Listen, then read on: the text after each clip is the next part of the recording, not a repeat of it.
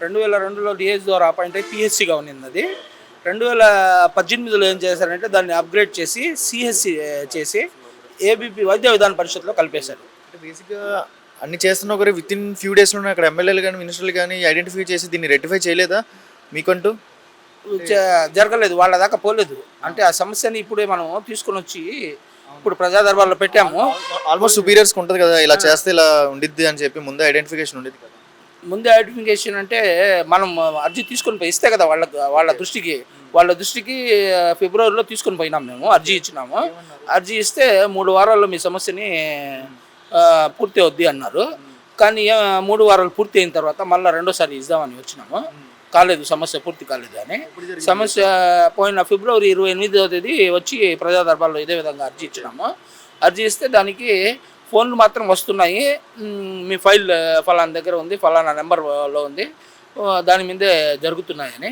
కానీ ఇక్కడ జరుగుతుండేది ఏంటంటే డైరెక్టర్ ఆఫ్ సెకండరీ హెల్త్ వాళ్ళు ప్రిన్సిపల్ సెక్రటరీ గారికి ఇచ్చేశారు. ప్రిన్సిపల్ సెక్రటరీ గారు ఏం చెప్తున్నారంటే, ప్రిన్సిపల్ సెక్రటరీ గారు ఆల్రెడీ పోయినసారే ఇచ్చేస్తున్నారు ఆయన సంతకం పెట్టి, వీళ్ళు ఎలిజిబిలిటీ ఉంది.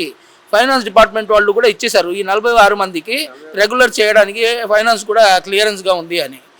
కానీ ఇప్పుడు ఏం జరుగుతుందంటే, మేము వైద్య విధాన పరిషత్లోనే ఉండడం వల్ల రెగ్యులర్ కట్టడం లేదు.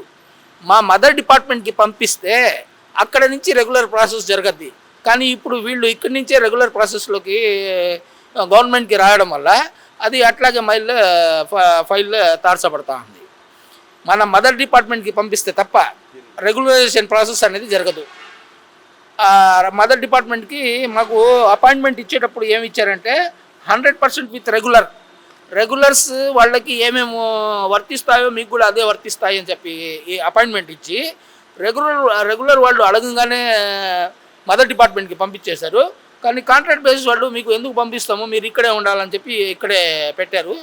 అందుకని మేము రెగ్యులర్కి నోచుకోలేదు. అప్పుడు రిలీవింగ్ ఆర్డర్ ఇవ్వలేదు మాకు. అప్పుడు రిలీవ్ చేసి ఉంటే అప్పుడే అయిపోయి ఉండేది.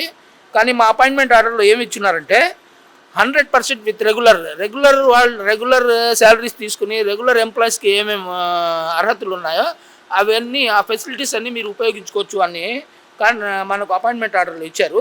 ఇప్పుడు ఆ పాయింట్ మీదే చూపించిన తర్వాత స్పందన వచ్చి దాంట్లో ఫైల్ ముందుకు కదులుతా ఉంది. మీకేమనిపిస్తుంది, ఈ ప్రభుత్వం మీకు మీలాంటి వాళ్ళని గుర్తించి ఐడెంటిఫై చేసిద్దని నమ్మకం ఉందా? ఇంత దూరం వచ్చారు కదా. పోయినసారి అసలైతే మనం వచ్చి అర్జీ ఇచ్చిన తర్వాత ఇచ్చాము, వెళ్ళిపోయినాము. కానీ ఈ ప్రభుత్వంలో ఏంటంటే, మనం అర్జీ ఇచ్చిన తర్వాత నేను నెల్లూరు జిల్లాలో ఉండే కలెక్టర్ ఆఫీస్ నుంచి కూడా ఫోన్ కాల్ వచ్చింది, మీరు ఫలానా ఫిబ్రవరిలో అర్జీ ఇచ్చారు కదా, దాని గురించి మీ పని జరిగిందా లేదా అని. ఈ ప్రభుత్వంలో దగ్గర నుంచి సీఎం పేషి కాడి నుంచి ప్రజా దర్బార్ కాడి నుంచి నెల్లూరు జిల్లా కలెక్టర్ ఆఫీస్ నుంచి కూడా ఫోన్ వచ్చింది. కానీ ఇక్కడ జరుగుతుంది ఏంటంటే, రెగ్యులర్ వాళ్ళని అడగంగానే మదర్ డిపార్ట్మెంట్కి పంపించేశారు, కాంట్రాక్ట్ బేసిస్ వాళ్ళని పంపించలేదు. మమ్మల్ని మదర్ డిపార్ట్మెంట్కి పంపిస్తే తప్ప రెగ్యులరైజేషన్ అనేది ప్రాసెస్ స్టార్ట్ కాదు. మాకు కాంట్రాక్ట్ అపాయింట్మెంట్ ఇచ్చేటప్పుడే ఇచ్చారు విత్ 100% ఆఫ్ రెగ్యులర్ ఎంప్లాయీస్కి ఏమేమి ఫెసిలిటీస్ ఉన్నాయో అవన్నీ మీకు కూడా ఉన్నాయి అని చెప్పి.